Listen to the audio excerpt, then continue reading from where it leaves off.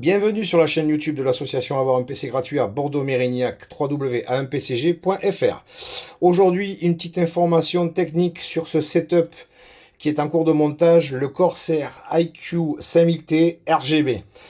Une petite information technique sur l'ensemble du montage de ce boîtier, qui est une très belle pièce, qui a quand même beaucoup d'avantages dans ce boîtier. Alors, comme vous pouvez le constater, nous avons mis 3 QL 120 RGB en façade. Donc double bande RGB, une bande extérieure, une bande intérieure RGB. Nous avons monté notre iQ, notre système de refroidissement H150 Elite de chez Corsair. On l'a mis en vertical côté extérieur du boîtier avec les 3 ventilos qui sont de l'autre côté. Donc 3 aspirations ici en push. Sinon on peut le monter aussi en push-pull ici. Quand vous montez votre boîtier, enfin votre système de refroidissement dans ce système là, avec cet équerre là qui est fourni dans le boîtier, vous ne pouvez pas mettre vos disques durs en 3 pouces et demi à l'intérieur du boîtier.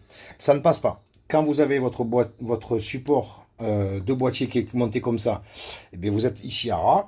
À l'intérieur, avec l'alimentation, avec des grosses alimentations comme ça ne passe pas.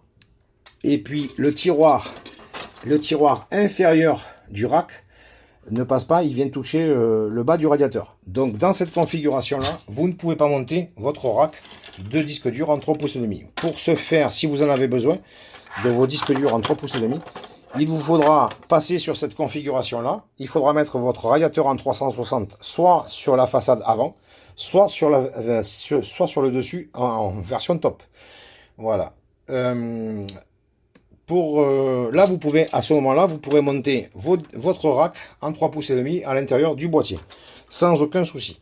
En même temps, nous avons reçu information technique sur la nouvelle HX 1000i qui vient de sortir de chez Corsair, alimentation numérique en version platinium, avec un connecteur USB type C qui vient se connecter sur la carte mère. Donc des fois, on a des messages sur chaque connecteur USB de la carte mère. Vous pouvez connecter uniquement que 2 connecteurs, c'est-à-dire que sur un connecteur vous pouvez connecter la pompe et le boîtier Corsair Core Commander qui vient commander les ventilateurs de la pompe, et sur l'autre vous pouvez mettre le Commander Pro XT qui est fourni avec le boîtier et l'alimentation uniquement.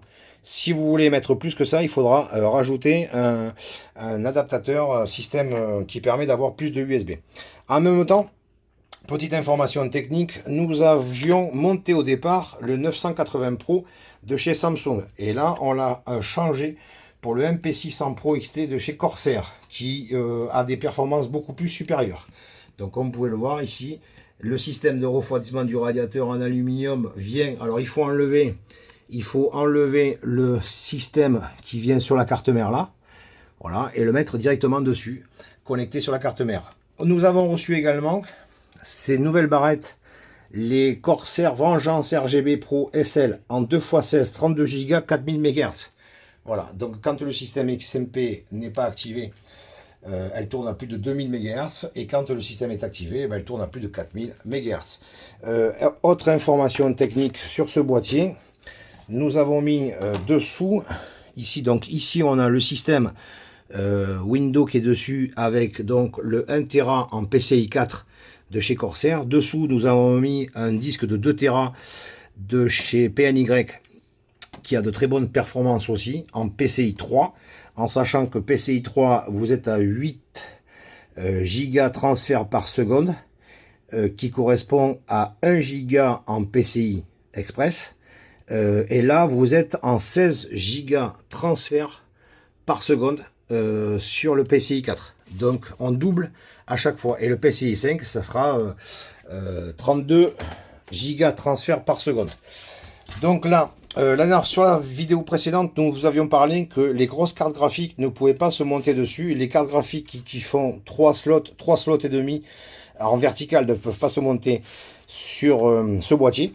Donc nous avons reçu l'adaptateur de chez Color Master qui permet l'adaptateur vertical universel qui permet de mettre les cartes graphiques en vertical avec le PCI 4 dessus.